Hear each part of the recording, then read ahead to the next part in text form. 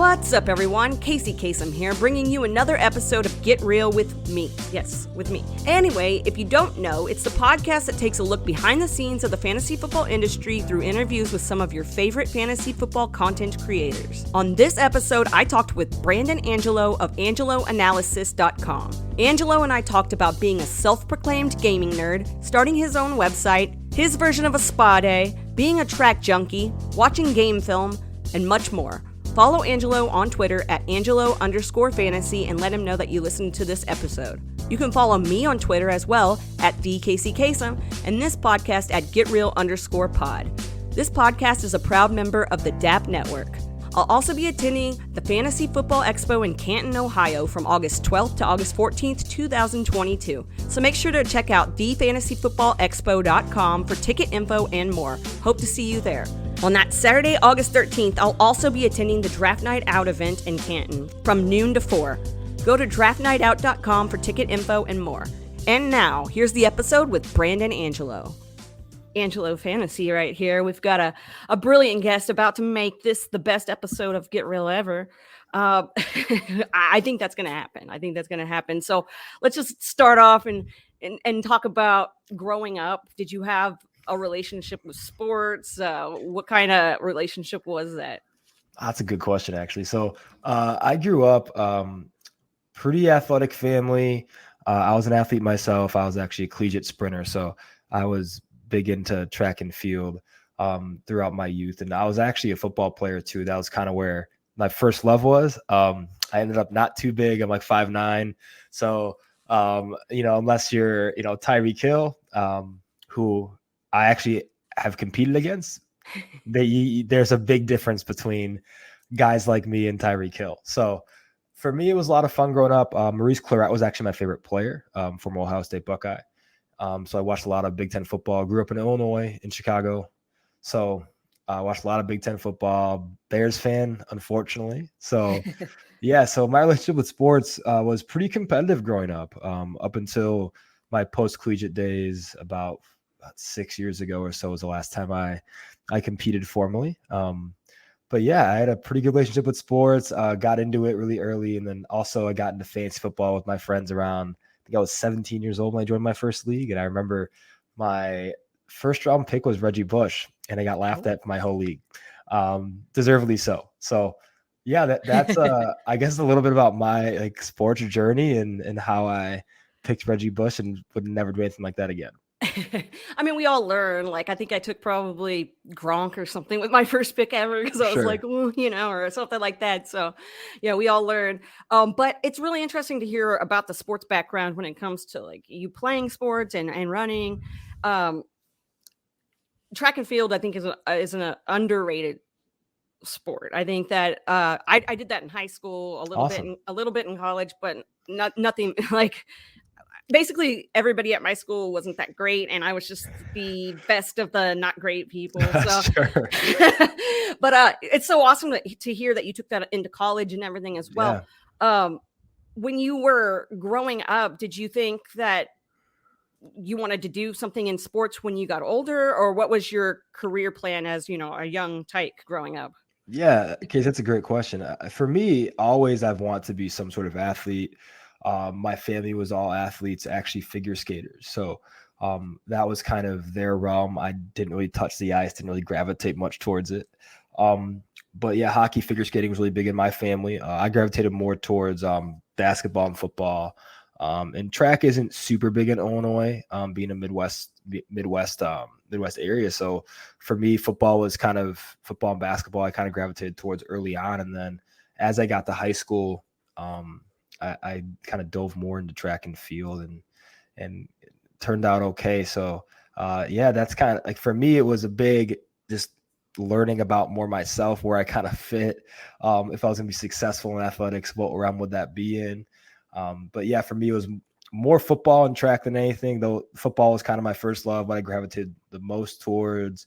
I used to watch, back in the 90s, being a 90s baby, getting VHS tapes of Walter Payton and, sitting on my living room floor watching those. And I gravitated a lot towards that. So that's for me, that was really big growing up. Walter Payton was kind of my idol.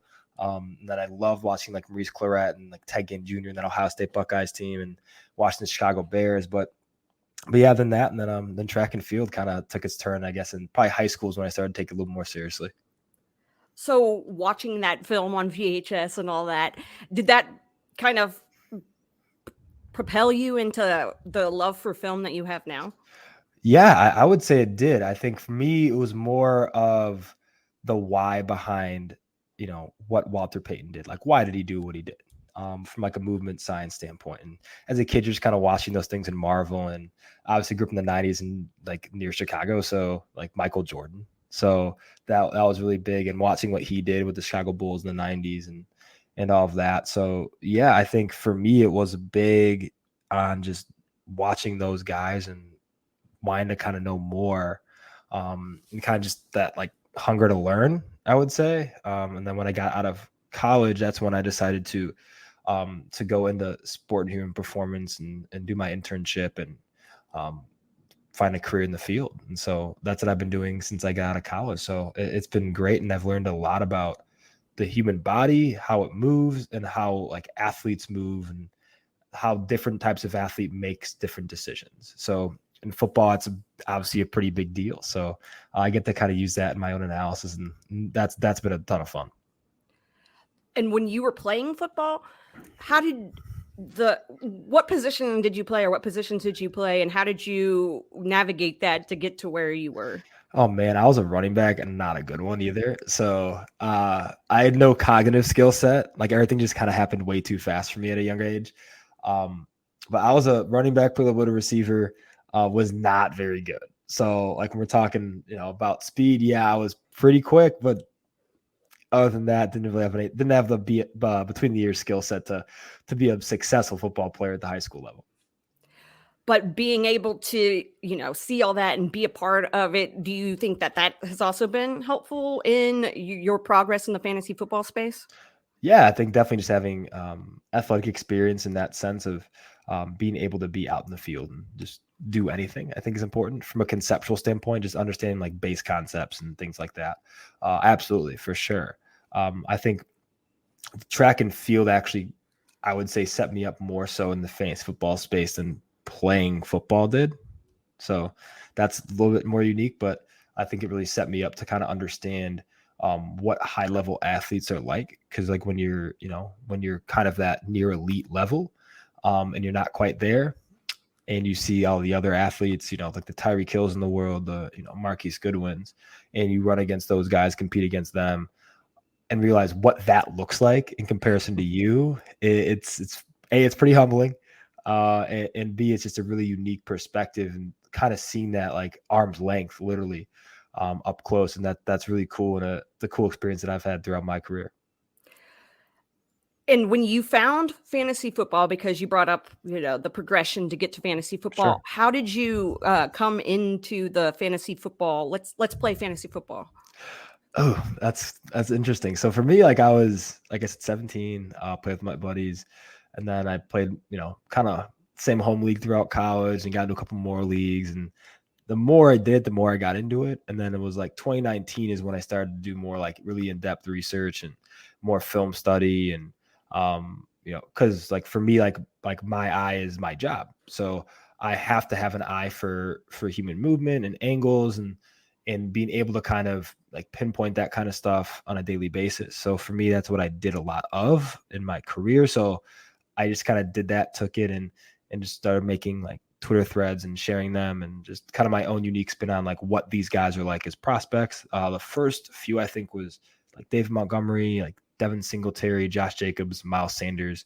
That 2019 running back class was the first one I really dove really deep into, and then just started just putting work out periodically on those guys and what they did well, what they didn't do so well, and how they kind of fit schematically into their certain systems. Yeah, and I think that's one of the things that really drew me to your content, was like you didn't see a lot of these threads where you broke it down for us. And Sure. I know you were sharing it with me, like, I had the inside scoop, but it was really cool to be able to see that, and to see you come into it in 2019, start really doing that research, and it only being just a few years ago. It feels like you've been doing this forever. So how did you transition from just playing fantasy football to actually putting out the content and knowing that putting it on Twitter was the way to go?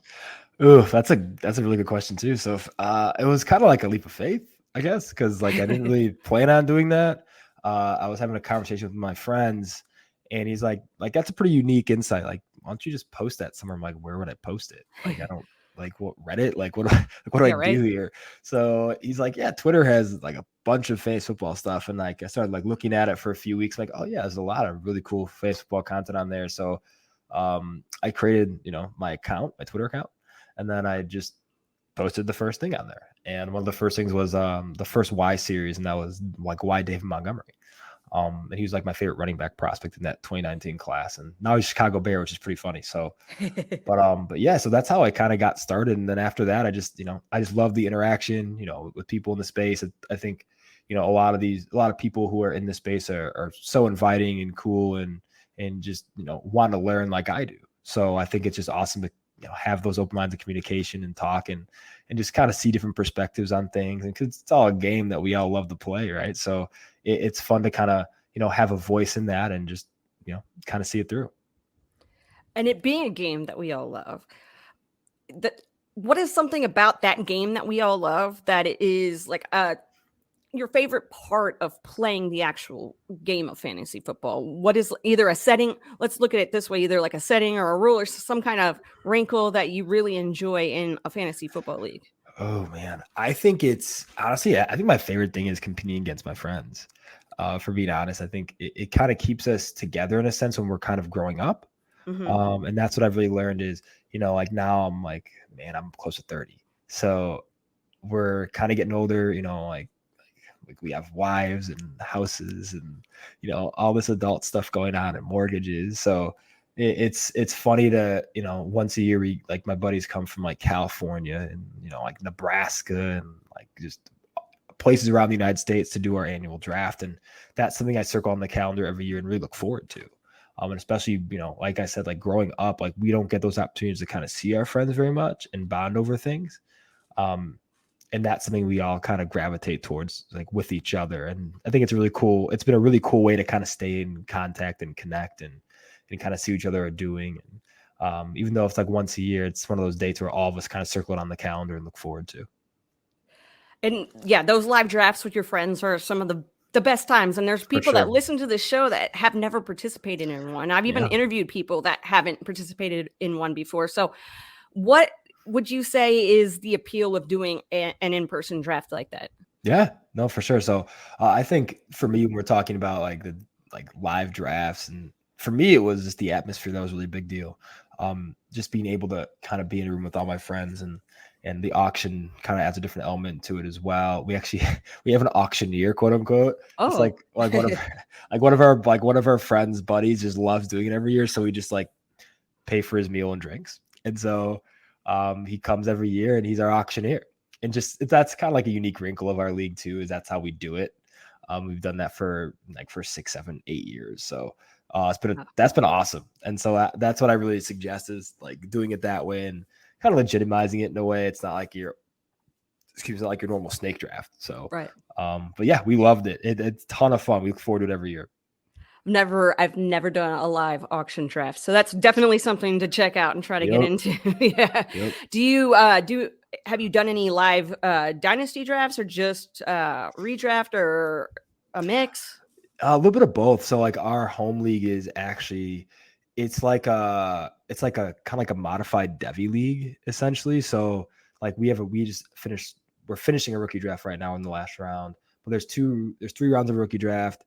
And you can only select players that are current year. So like, let's say like Traylon Burks, like those guys, or you can select players from the next year's class. But if you select them, they don't come out, you lose your pick. So that's how we do it. And so the players in the auction are like, it's a keeper league basically.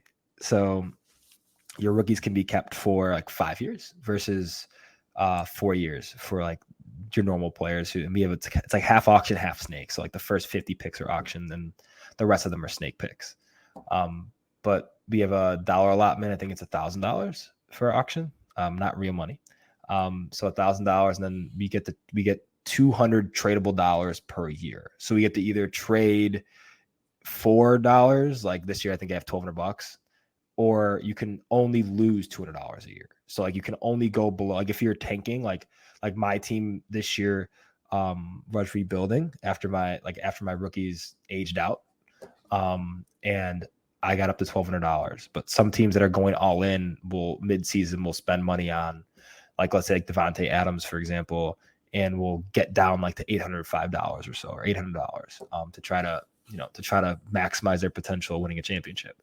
And so it's really interesting. It's a big managerial aspect of it. It's really cool. We love it. It's 2 QB as well, so just normal like PPR and no tight end premium. So, but yeah, it's a really unique league in that sense, where like none of my other leagues are like that. Yeah. But the rookie draft is really fun. That's a really interesting wrinkle of, since it like you lose your pick, and I've done that before. I've like lost my pick. I had Bryce Love one year, and that did not go very well. But yeah, it's an interesting league and a lot of wrinkles to that. And how do you get people on board to want to do something like that? Because it could be a little scary for some people who haven't really branched out. Well, it was funny because we all started it when we were, I think we were like seniors in college or so. We were all friends or friends of friends, and they did a league like that before, and that league folded, and then they wanted some more serious members in the next league, and so like there's a group of my friends were like, yeah, you want to do it? I'm like, absolutely. And so we just hopped in it, explained the rules, and then we went after it. Like the first year it's always a little harder because like the rules are so different. And so like you really have to focus on like what you're trying to do team building wise, and what you want to do in the rookie draft. But yeah, it's a unique league, but like we've had people just like leave the league early on. Like I think the first 2 years we had two people leave. Because it's hard. Like it's very, very difficult to. It's not like you're, like a normal like dynasty, like your snake draft, whatever, like 3-round reversal, like that type of stuff. Where it's pretty cut and dry. There's a lot more moving parts to this league. So it's probably my favorite one because there is so many moving parts. But that's like one of the things I enjoy a lot about it, like the intellectual side of it. And it's fun. And your friends know that you put out this content and that you're a well of information. So are they ever a little like standoffish to like have you in their leagues, or do they come to you for advice, or how does that work? Oh, wow. That's a really good question too. It's funny because some of my friends just don't know. Cause like, I don't like publicize it. So like they just know me as like Brandon. So my close friends know. Yeah. But some of them just have no idea. And like, it's funny because some of them have actually like asked questions like on a Twitter thread, and like we've just like screenshot it, and like we've all just laughed over it. Like, do we reply to Brad here? So it's just kind of, it's funny, but yeah, some of them don't know, some of them do. But yeah, a lot of my friends will ask me more so just like friendly advice on like other leagues, like what I think about like picks and what I think about like this guy as a mover, like injury risks, stuff like that. That's more common.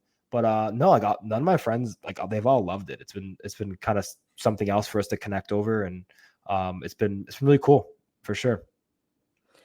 Do you think that people that are coming into the industry that want to put out content, do you think that there's a certain way that they could go about getting started that would, help get eyes on it, help get some traction going? Yeah, I think the biggest thing is kind of finding like a unique spin on whatever it is. Whatever you gravitate towards, like analytics, film, tight ends, quarterbacks, whatever it is, finding kind of a niche and like just kind of working on that as your craft in the industry, I think is really important. Because a lot of times we just, we try to do too much at once, and then nothing really sticks. So I think that's really important to just kind of just find what you like, gravitate towards, and then just get better at that. And then don't be afraid to reach out and like DM people like about like your content, because one thing like I learned early on, and I was talking to Michael Liu about this like last year on his YouTube show, like the Twitter algorithm I learned really quickly is super unforgiving. So like people who like follow like fantasy content creators, you follow like thousands of them.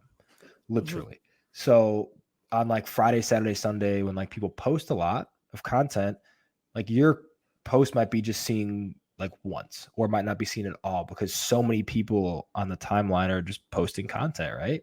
So for me, what I did when I was starting was like I treated all of my content like a newsletter. So it's a lot of groundwork initially, but I would just newsletter format type, just send my threads out to individual people who I knew were interested in that content or similar content.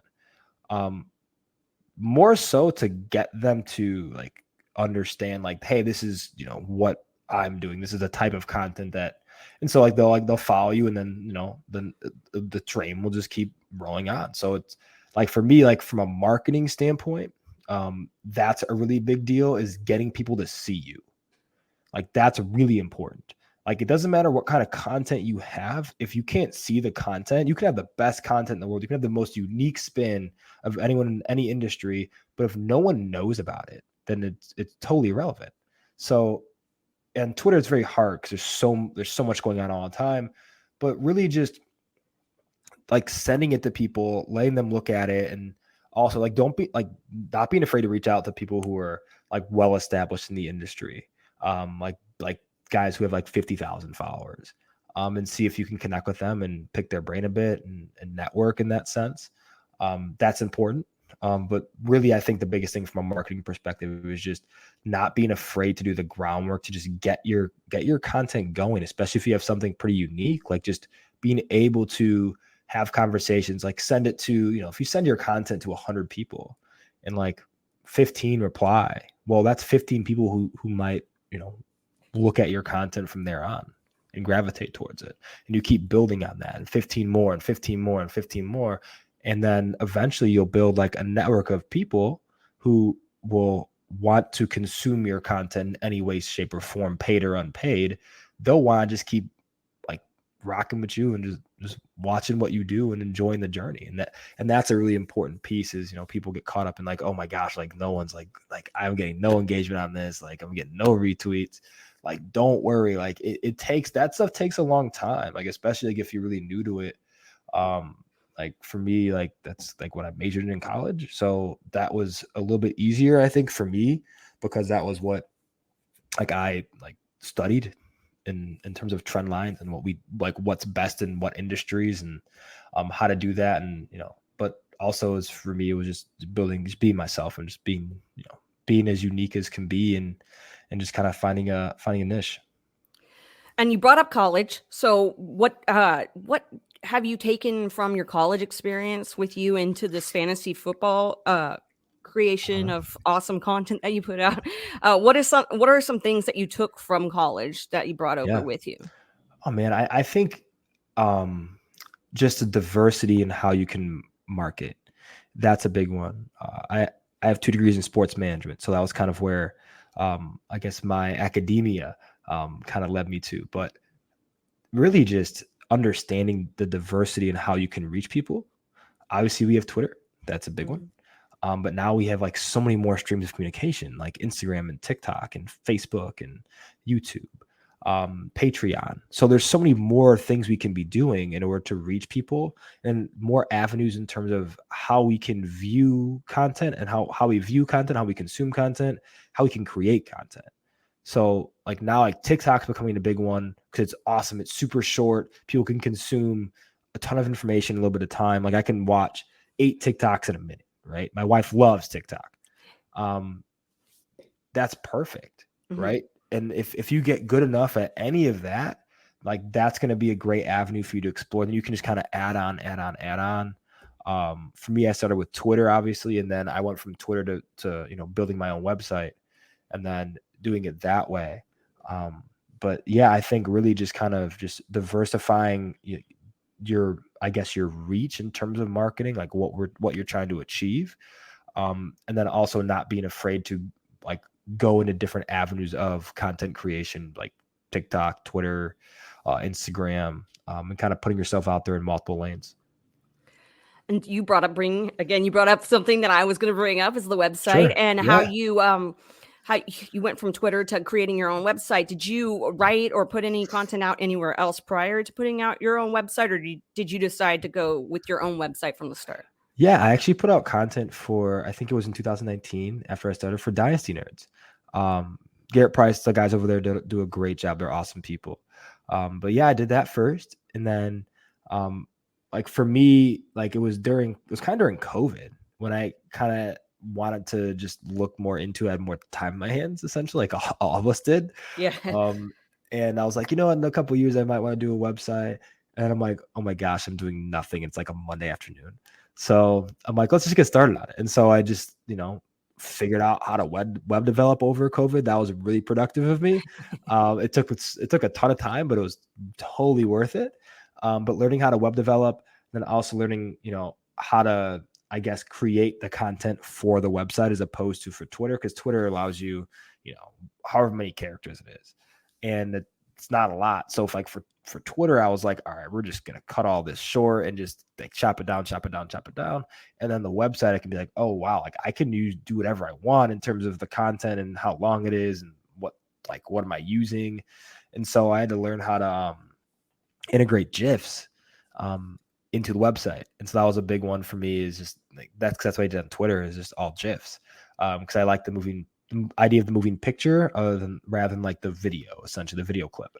I thought that was something that I brought that was a little more unique early on, because that's just kind of how my brain operated. Like I like that more. So that's what I did. The website took a while, like about 100 hours. So if you're going to allocate time to building a website, it took me about 100 to 120 hours to kind of really get like everything down and say, okay, this is ready for launching the thing. So that's kind of for me how the website like worked. And then I kind of slowly added on content like the Ascension grading system, added the rookie rankings, the draft guides as time went on, and then kept doing like the Y series for the prospects each off season. I think we're in year 3. That is amazing to see how it's grown. And what kind of content, what was the reasoning to have it in this website hub? What kind of content do you have that you provide to the people? Yeah. So a lot of it is like a profile setting, basically. Like I'm going to profile Treylon Burks. I'll tell you about his game, what he does well, what he needs to work on, how he fits in an NFL offensive system, what kind of mover is he, like what you're basically looking at on the field of play. And for me, that was big, is because that's what I want to know. Like as someone who consumes content, like I want to know those things. Like I want to know what this prospect is like, from head to toe, like how they beat press coverage, like that type of stuff, so we can kind of understand like how they fit in the NFL, and also they're going to be a good value in fantasy. That's a big one. So for me, that was big because I want to kind of go both lanes. Is I want to do the movement sciences thing and put my unique spin on it, but also help the fantasy football consumer in learning, hey, this is what XYZ means for your fantasy leagues. So doing it both and using an approach that encapsulated both was main reason why I created the Ascension grading system, because then I can encapsulate film and then add data and analytics into it. And I was able to give like a composite score, based on their traits and in the percentile they scored in those traits, both from a data perspective and from a film perspective. So that was unique in what I did in terms of like developing that, which was really cool. It took a while, but it was totally worth it. But yeah, I got a spin on that, and then just kind of off and running. And you have different tiers for subscriptions over with the site. What made you decide to break it down the way that you have it broken down for people that are like thinking about, maybe in the future, something that they want to do? Sure. So for me, it was originally just like a monthly, like $5.99 a month. But then I'm like, people were like, hey, like I would love to subscribe for the whole year. I'm like, cool. I'll create another subscription. And so then other people were like, yeah, like I'd love it. Like I'd love it during my drafts. They're 2 weeks long. I'd love to subscribe for a couple of weeks. You have a weekly option.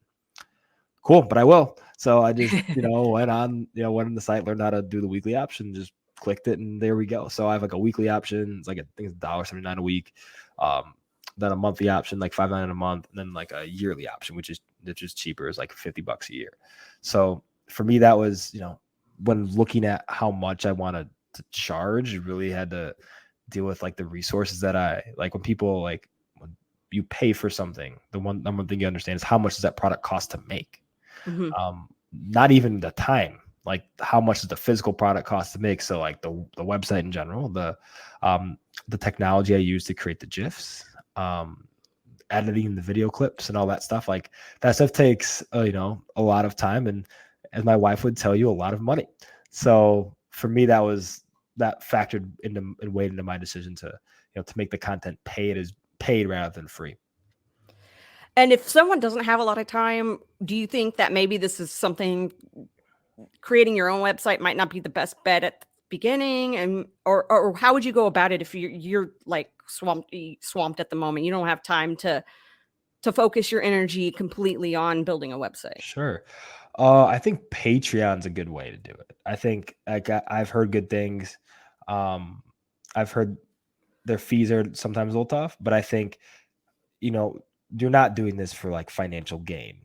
Like most of us aren't. So I think that's a good way to do it if you want to get your content out there, and explore that realm. That's a good one.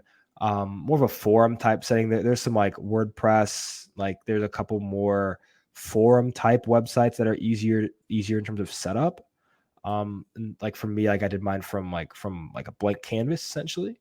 But if you're like, hey, I just want to get my content out there and just use something, pretty minimalist, cool. You can just like WordPress is a good one.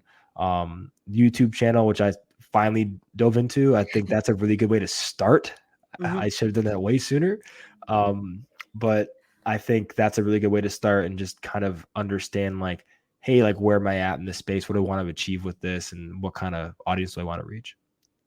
Yeah, YouTube is something that like I haven't touched YouTube yet, but like everybody that comes on says that is a great, Yeah, starting point. So for sure. that's really awesome to hear.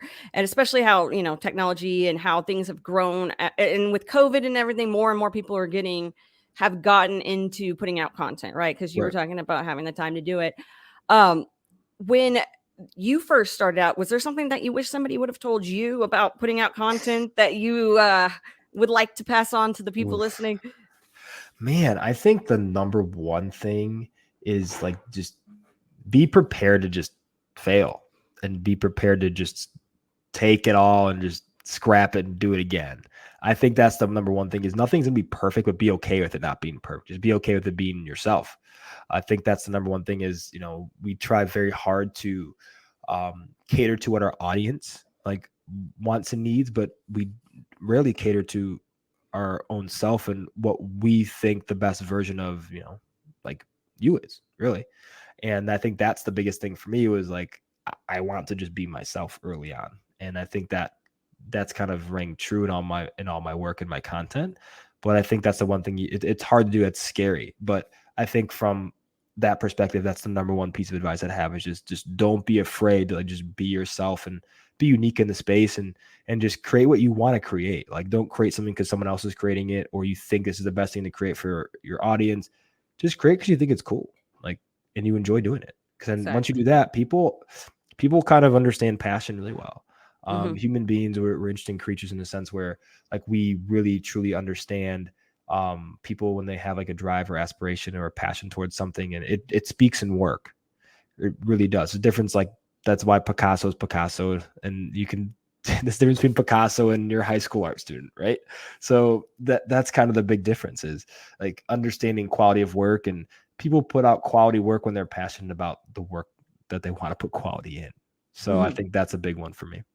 That's great advice, and it is very important to put out content and being yourself, because as somebody that takes that content in, as I'm a fan of your work and others, you can tell when somebody's being fake and when somebody's putting out content that they love to put out, and you can tell Sure. that you love to put out the content that you put out. With the prospects and with the college guys, some people are scared of that kind of thing when they look at dynasty. Like it's crazy because I don't know anything about college football. I don't know anything about these players. And then we have someone like you that can break it down for us. How important is it to be able to like spell it out exactly, get your point across to people that may not keep up with that kind of stuff, keep up with the college players? Yeah, I think it's just important in a sense where like understanding like where these guys come from and like where they can go. And that's I think a bigger deal is just understand like, hey, like what kind of system this guy playing? Like, what does his success look like in the NFL? Is he going to be behind a good offensive line as a rookie, a bad offensive line? Did he play behind a bad offensive line in college? That type of stuff's important. I think just understanding from a basic perspective, like fantasy wise, like what these guys are like as prospects and how do they profile in comparison to current NFL guys. Like if you're telling me, hey, Treylon Burks is very much like a Demaryius Thomas, that's very different than Treylon Burks is very much like Laquan Treadwell. So those are two different trend lines, and one helps your team a lot, one does not. And so that's important to understand where that prospect is kind of headed trajectory wise. Obviously, we don't know until they play, but like Jamar Chase was going to be a bona fide star, but knowing he's a bona fide star really helps your fantasy team when you're like on the clock and like, man, Jamar Chase kind of stared me in the face. I've heard some good things. But I think that's an important piece of it for sure.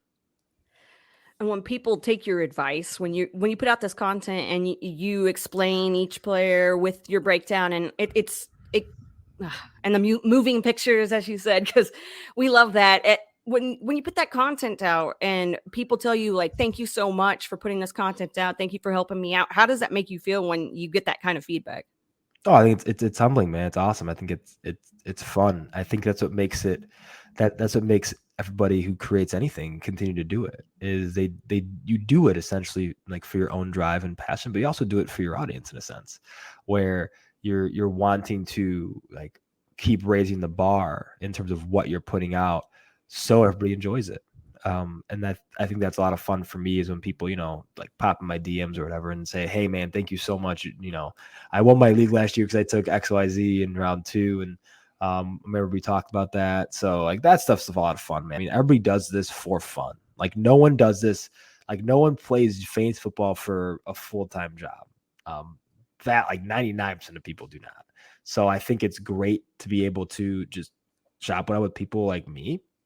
And like I'm a normal dude who plays with I play with my friends for fun in 1 or 2 industry leagues, but like it's just fun, man. And so it's just cool to kind of connect with people who are like me in that regard and just kind of talk shop and have fun doing it.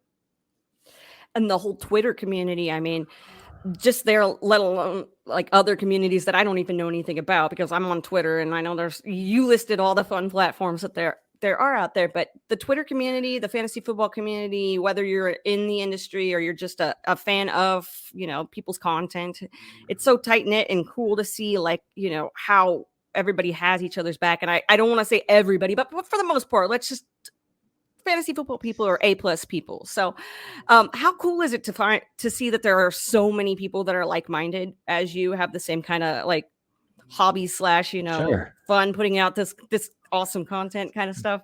Right. It's just cool because it brings people together. I think that I mean anything that can do that and draw people together in a positive realm is awesome, especially in today's world with so many unfortunate happenings going on. I think it's a really cool refresher for a lot of people to kind of get away from, whatever perils are kind of going on in their daily life and just being able to connect with people and just enjoy fantasy football, enjoy prospects and enjoy collegiate football. Like just kind of enjoy that as a part of their hobbies and downtime, I think is such a big, instrumental thing to have in your life, whatever hobby it is. It could be, pottery, but in this case, it's fantasy football. And, the fact that there's so many great people out there who enjoy it and are willing to, share their content, share their viewpoints and in a way that is, like productive is awesome.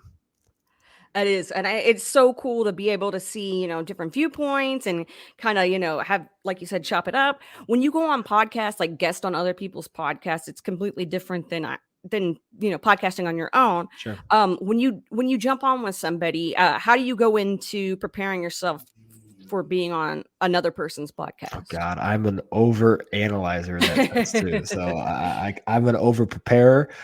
So I'm taking notes and like I'll sometimes like listen to other people's podcasts and streams beforehand to kind of get a sense of like what questions they're gonna ask, like what they're talking about, especially if there's no like show notes. Mm-hmm. I do that sometimes. And then like I always fill out this. I always usually ask for show notes in a sense where if it's not like interview style, like if it's like, hey, we're talking about these prospects, like, okay, what about just so I know. But like anything else, I think like what you do preparation wise is what you get out of anything. So like if you prepare for something, it really shows. Like it shows that you care. It shows that you have the character to care about what they're doing. Because like if someone asks you to do something and you're doing it for them, like just do it 100%. That's kind of my big motto is if someone asks me to do something, I don't care what it is. It could be take out the garbage. I'm gonna do a good job take out the garbage. Same thing. Like if it's Fantasy Football Podcast, like I'm gonna try to bring my A game to any podcast that I'm on and in terms of a preparation standpoint. So I think that's the number one thing is just prepare, learn about the host, learn about the questions they're going to ask you, and how you can kind of, make their show better. And you brought up YouTube earlier, and we're talking about podcasting right now. When you jumped into doing the YouTube thing, how did that experience start out for you? What was the process like deciding that you wanted to put a YouTube channel together? Yeah, I think I want to do it for a couple. I was deciding between a podcast and YouTube channel, but there's only so many hours in the day, so Yeah. the podcast was going to be tougher in terms of editing and everything. And really, it was like I was talking to Matt Waldman. We were on his YouTube show, and I loved like when we were on together, like just the clip explanation, like just putting a clip out and explaining it, and then talking through the player. I'm like, that's a really good idea. I want to do that for a long time. Just didn't have the clip involved. I'm like, you know what? Let me see how I can create this GIF I had back into a normal video, and then I did that with Treylon Burks as the first one, and then I'm in the process of doing Breece Halls right now too. So pretty new. I just started it like this month, so it's been a pretty new development. So it's been fun. I think it didn't take me too long. I actually use StreamYard. I just bought like the second tiered package on StreamYard is, and then just kind of went recording from there and kept it pretty short. That's why it's called the 4-minute forecast, because it's only going to be 4 minutes long. And like my brain does not conceptualize great information in more than the 4-minute span. Mhm. So I think for me that was good to do because that's how I retain information. So yeah, that was a lot of fun doing it. I'm excited to do it more often too, especially as we get kind of into the season. These prospects for the 2023 class kind of are starting to come out, and we kind of see what that class shapes out. Yeah, and that's awesome for people like me that, with the attention span, I'm like, what? So it is nice to have that in a nice package. So Right. thank you very much for putting out content You're like welcome. that. You brought up StreamYard, but when you record with other people, sometimes they use different programs. Sometimes their way of doing things is different than what you're used to. How do you get yourself, to get over that hurdle of having to deal with, different things, different ways people do stuff? Oh man, that's a good question. I think the one thing you can do is just kind of ask what they're using. Because that's the one thing I've kind of fallen into is like there's be times like I just forget to ask, and then like I'd have to download something right before the podcast, and I'm like, oh crap, like it's gonna take like 5-10 minutes to download. But I think that's one too, just kind of making sure you have the software available. Like I have a older MacBook, so things take a little bit longer. But just kind of like just so you have the software available. Like there's times where I have to use like Audacity and some like other ones where I'm like, oh, I have no idea what this is. And so just kind of familiarizing yourself with some of the different softwares that are out there. Obviously, Zoom and StreamYard are pretty common nowadays. So those are pretty easy to use. But some of the other ones like Audacity, and there's a couple others that are a little bit more intricate, a little more advanced. Just kind of familiarizing yourself with them. So you're not intimidated to, to use them during the podcast. Yeah, exactly. It's not when I first started podcasting and first started jumping on with people, like it was back in the day when like you had Hangouts instead of StreamYard. It was like, Right. right. So things change, and then we have to like kind of like you learn from being on other people's podcasts. Practice makes perfect kind of thing. Do you feel with the practice makes perfect kind of thing that podcasting and guessing on others' podcast has helped you in putting out your own content? Oh, absolutely. I think, speaking in general in any public forum or forum that people are going to see, I think no matter what, there's a learning curve to it. So just like anything else, just you get better with repetition. So for me, I think it was just kind of understanding like what phrases I use frequently, try to use them less frequently.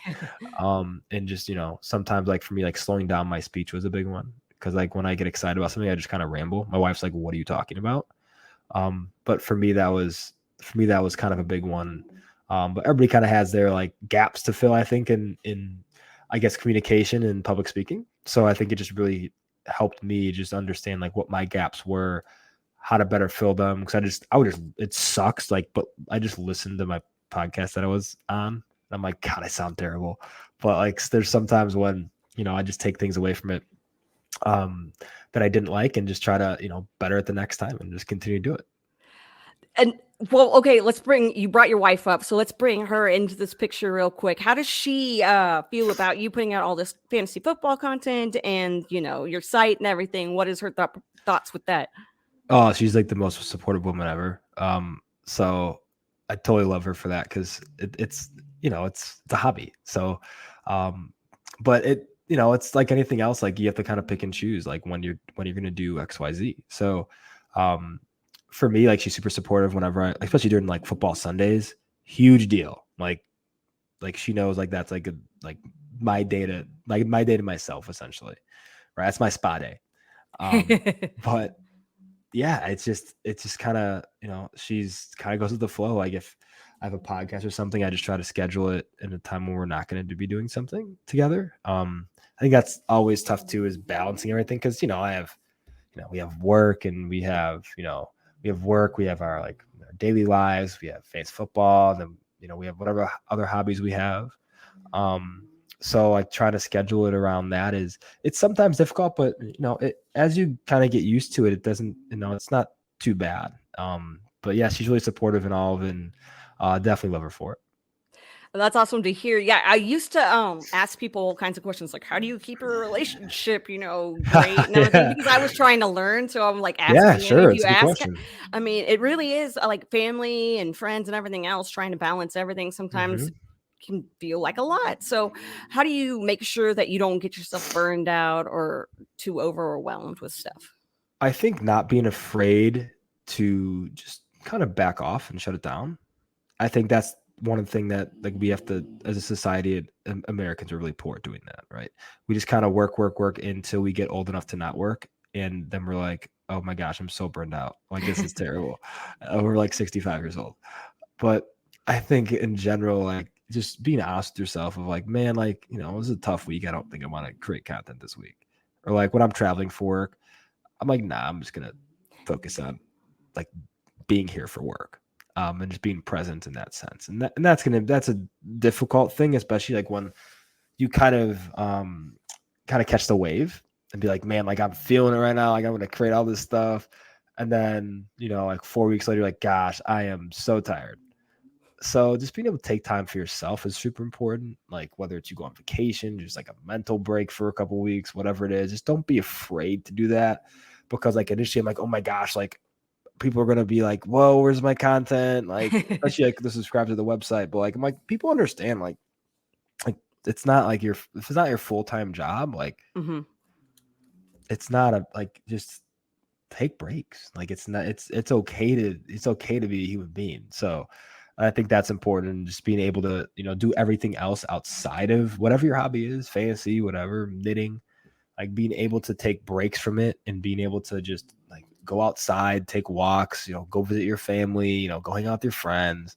I think that's a really big thing that I was awful at when I first started, because I'm like, I just want to do fantasy football stuff all the time. But real life doesn't work like that. So but I learned kind of the hard way. But yeah, learning from my mistakes now, it's more so just finding a better balance between everything, like kind of writing down and scheduling, when I'm going to do what in my day. And if I find time during the day to do fantasy football stuff, great. If I don't, then I'll find time the next day or the day after.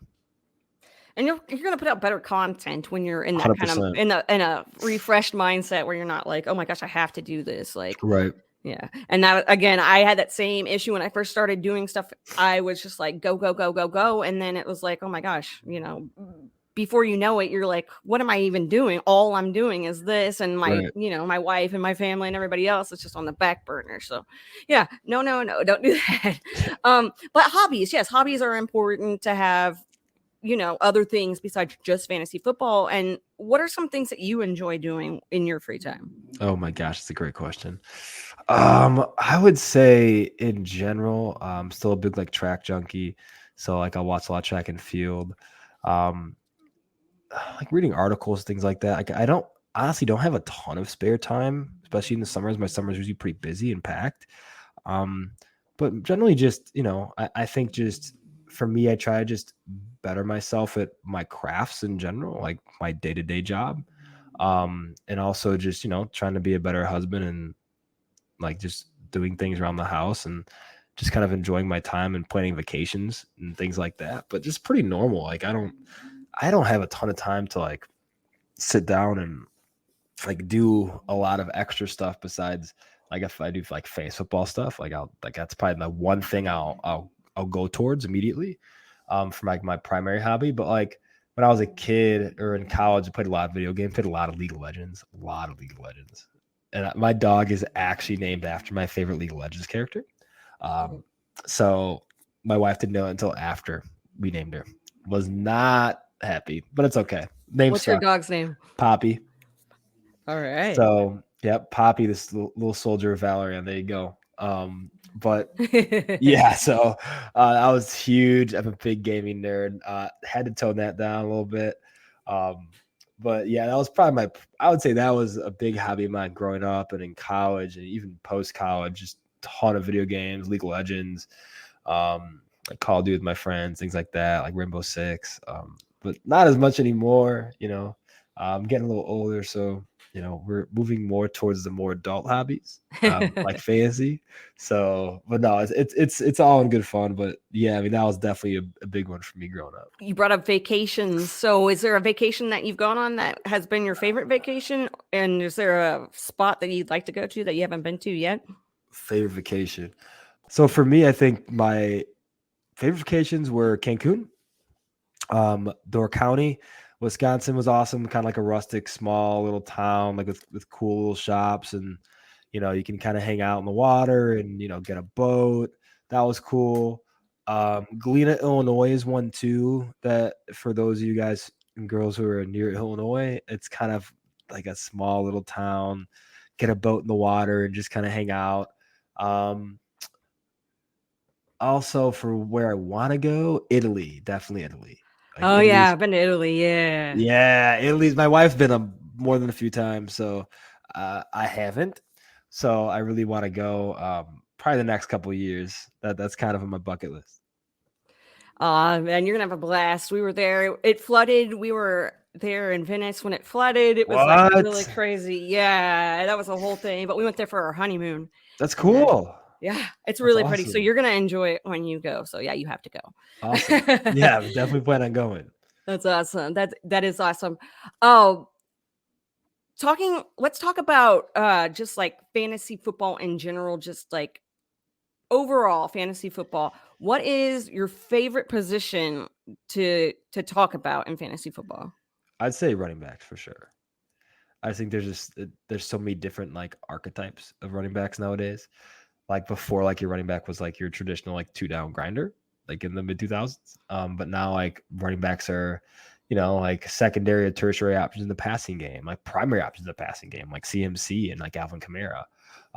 But then like guys who like a guy like James Cook this year who would who can play in the slot. Like it's just really unique how the positions evolved and the evolution there is kind of fun to watch and talk about.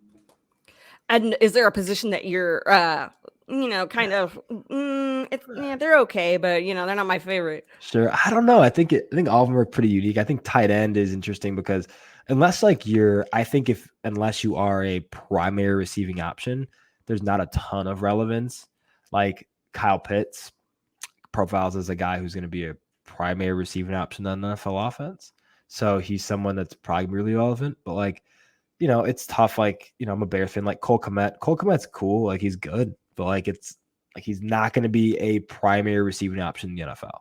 So like it's tough because tight end's very hard for that. Like you find there's only like probably four of those in the league of guys who are going to be primary receiving options in the NFL offense. So those are a little more rare and kind of more unicornish. Are you a part of any of the fantasy football events, if you will, like the Expo or Scott Fishbowl, or is anything out there that you're one of those type of things that you're a part of? Scott Fishbowl. Yeah, Yeah. baby, let's go. Yeah. This is Okay. my third, I think. Third. Third coming up. I got the invitation last week. So Scott Fish, for Oh. listening, thank you. I appreciate it. It's fun being back. But yeah, I think the first year I took like 8th. I did it. Oh, So I think wow. that was pretty cool. That was a feather in the cap. But yeah, no, I mean, just you couldn't pick a better person to run something like that, and just the ability to give back to people is super important, especially people who are less fortunate in any capacity. So I think that it's such a cool thing, and it's something I look forward to. I'm looking forward to every year since I did it my first year. Oh yeah, it's like exactly when like football season's at its fantasy football season starts right when that Scott Fishbowl, like, boom, and Right. the potathon leading up to it and everything else, and the t-shirts, and everything, Yep. it's in chats and all of that stuff and not everybody gets in, and that's okay, because I've been there, everybody's been there at one point or another, but for those people who it's their very first year being in the Scott Fishbowl, like, what do they have to look forward to, and how excited should they be? Oh, just be very excited. I think it's awesome to be a part of it. Like, Yeah. rather than like winning the league or whatever place you Yeah. get, I think just being a part of something that's bigger than you is a pretty big deal. And I think that's the thing I would say the most is that's the thing I look forward to, is just being a part of something that's just bigger than all of us. Yeah, definitely. And it is cool to see our community come together, and the charity aspect of everything, like having that as a part of the league. And when you play in leagues with industry people, because you brought that up earlier, that you're in a couple of leagues with industry folks versus being in a league with your friends, people that you've known for a while, what's the biggest difference between those two kinds of leagues? Ooh, I think it's just the style of play is a little different, because like I know what the style of play is of my friends. Like, they're your friends, like that stuff after a while. But like people who are in the industry, like you have no idea. Like all these guys and girls are really smart, and like they're all really sharp. So that's that's the biggest difference, I think, is you have no idea what's going on in terms of like what's going on in their heads. Yeah. But it's fun. It makes it super competitive. I just love that part. I love competing. I think it's fun.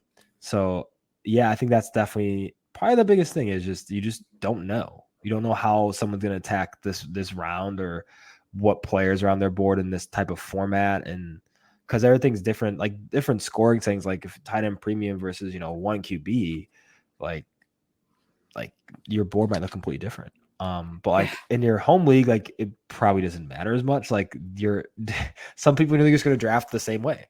But like depending on the scoring settings, like industry people probably draft a little differently, and that's what makes it fun.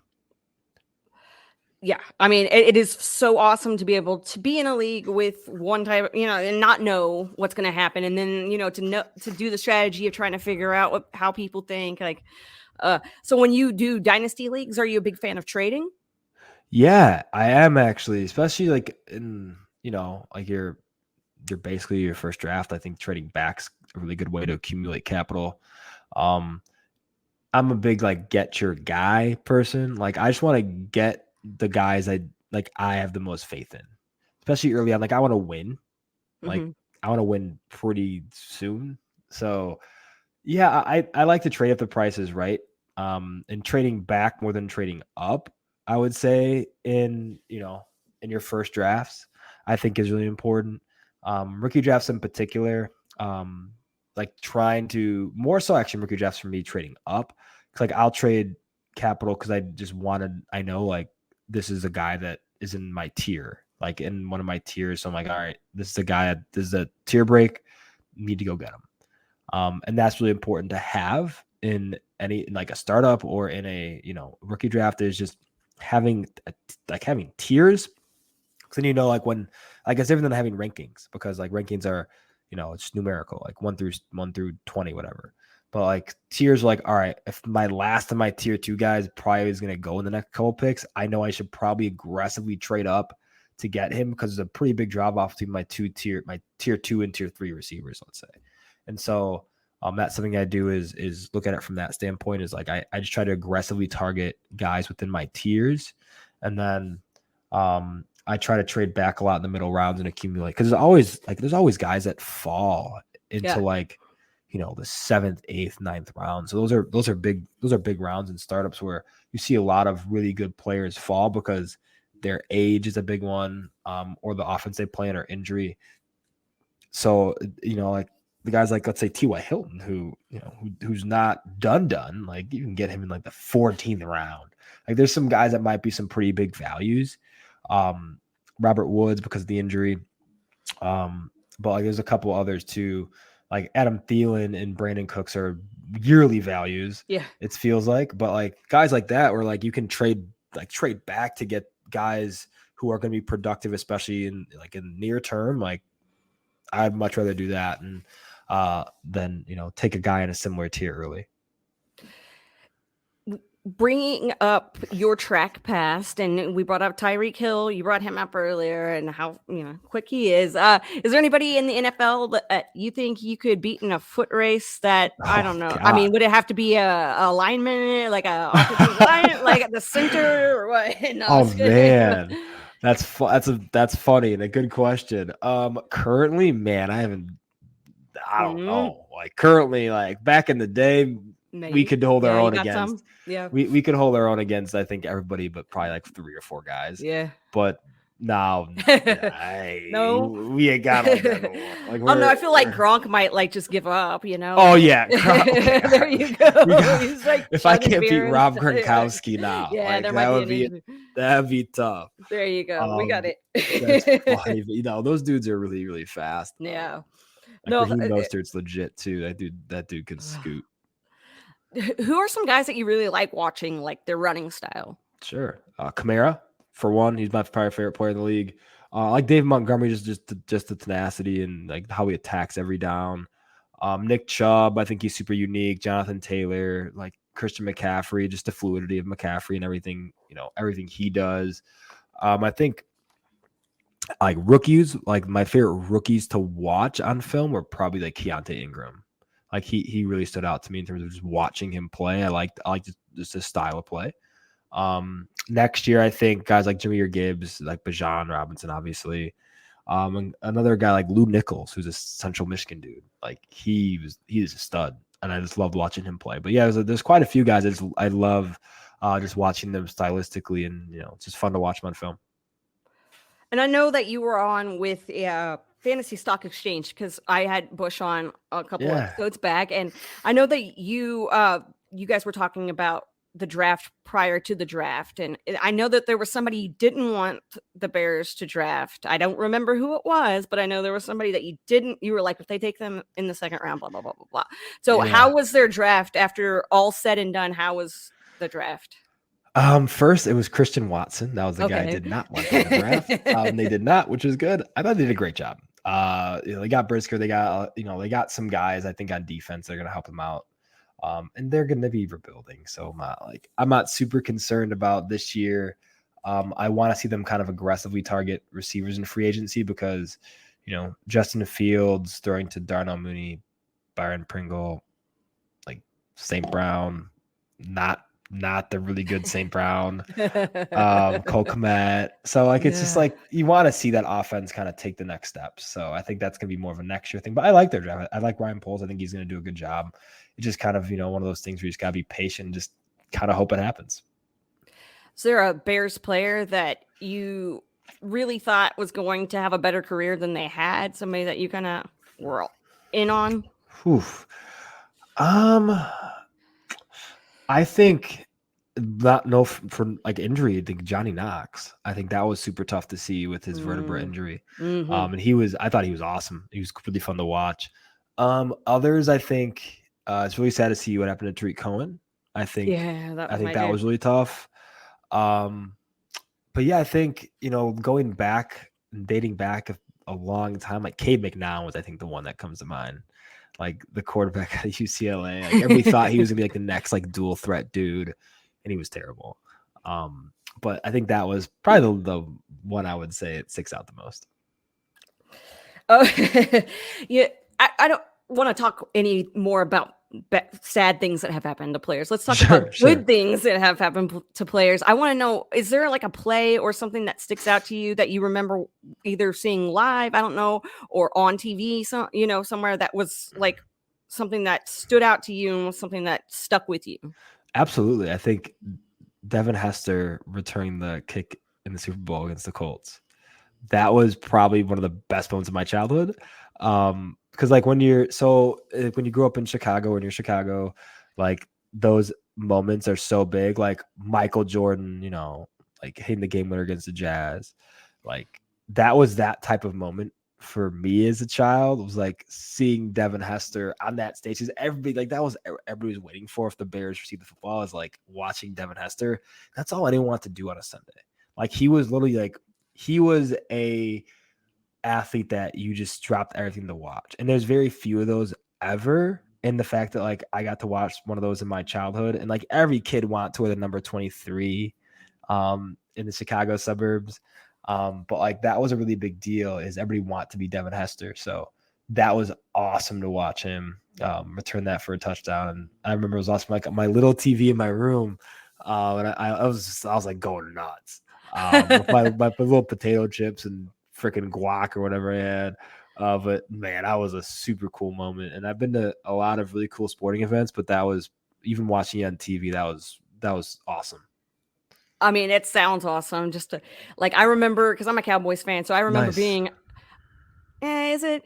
I remember being a kid and the Super Bowls and everything. But like, I really wish something in adulthood, you get it.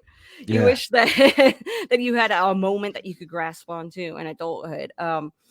Is there anything of the last couple of years that has stuck out to you with this team? Something that's been a bright spot, something that you've been really excited about? With the Bears? With the Bears, not with the Cowboys. I don't. Let's not hear about that. Bright Right? spot. That's a A toughie. bright spot. Any sort of, maybe you can put a silver lining on it. I think, I think being in person for like the Bears Rams game when Goff was picked off and they returned to the house. That was really cool. Eddie Jackson. That was cool. That was a really cool moment. It's been hard to cheer for the last few years because it's been tough, man. It's been I was there at the Cody Parkey double doink game too. That was terrible. Oh man. Oh. But yeah, no, the Rams one was probably the one I remember the most in terms of like being good. And that was probably the last one, really. Everything else has been kind of just mediocre. So we gotta hope that changes soon. I mean, it's bound to happen sooner than later. Right. Here we got our fingers crossed.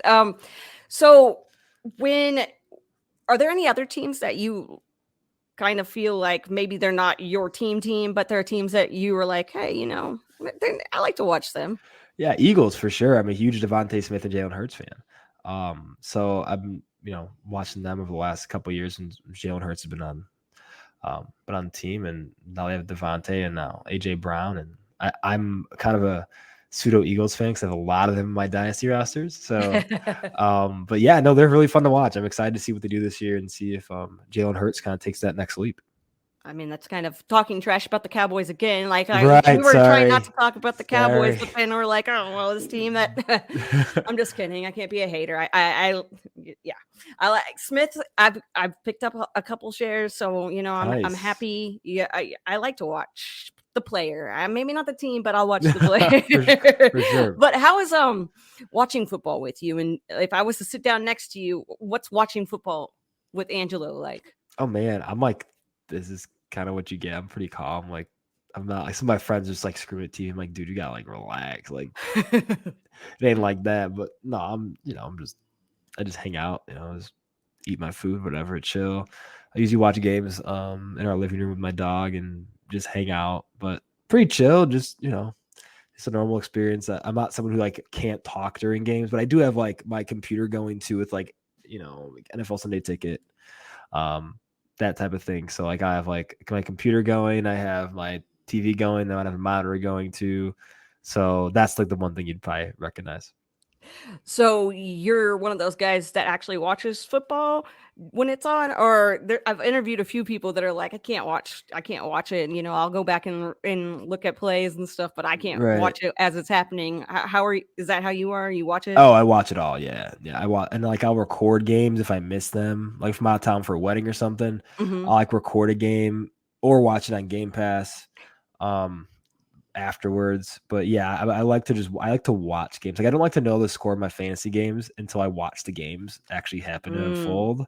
I like that suspense, and it kind of sucks sometimes, but that's something I definitely do.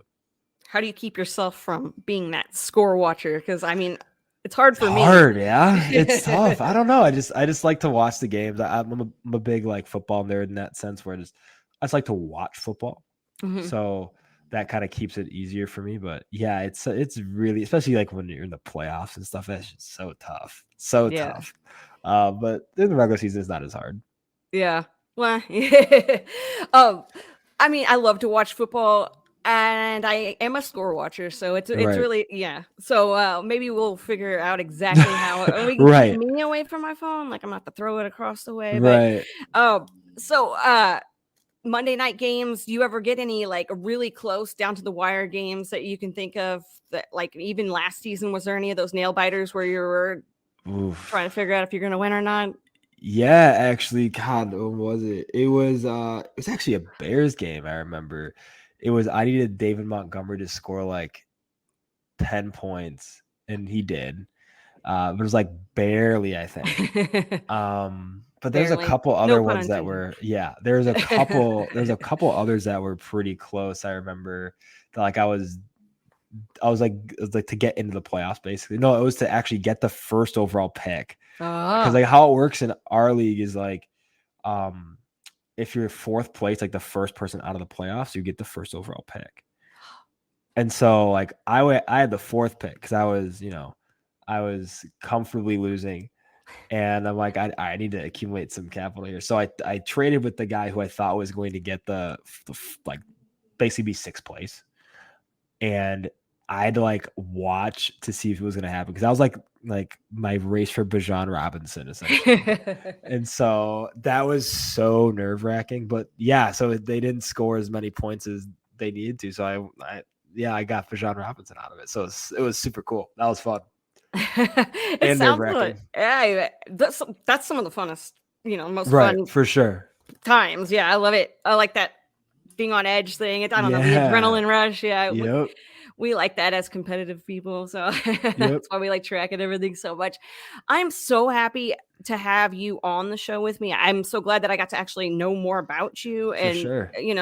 seeing all your awesome work has just been great over the last couple of years. And I want everybody out there that's listening right now to get to follow you and check out all your work if they haven't already. So can you go ahead and just, plug your stuff one more time? Yeah, first, Casey, thank you so much for having me on. No problem. I really appreciate the invite and all the nice things and kind things you've said. So thank you again. But I'm happy to come back on. But for me, you can find all my work on Twitter at Angelo_fantasy or my website, angeloanalysis.com. And that's going to be the same as Angelo Analysis is going to be the YouTube channel too, where the 4-minute forecast is. So I'll be updating those pretty soon here and just kind of getting ready for training camp and everything that gets started in the summer. Oh man, look forward to everything that you got coming out, and go follow Angelo if you're not already, because A+ content over there on Twitter. Guys and gals, make sure you come back next week for another episode of Get Real, and remember to stay rad.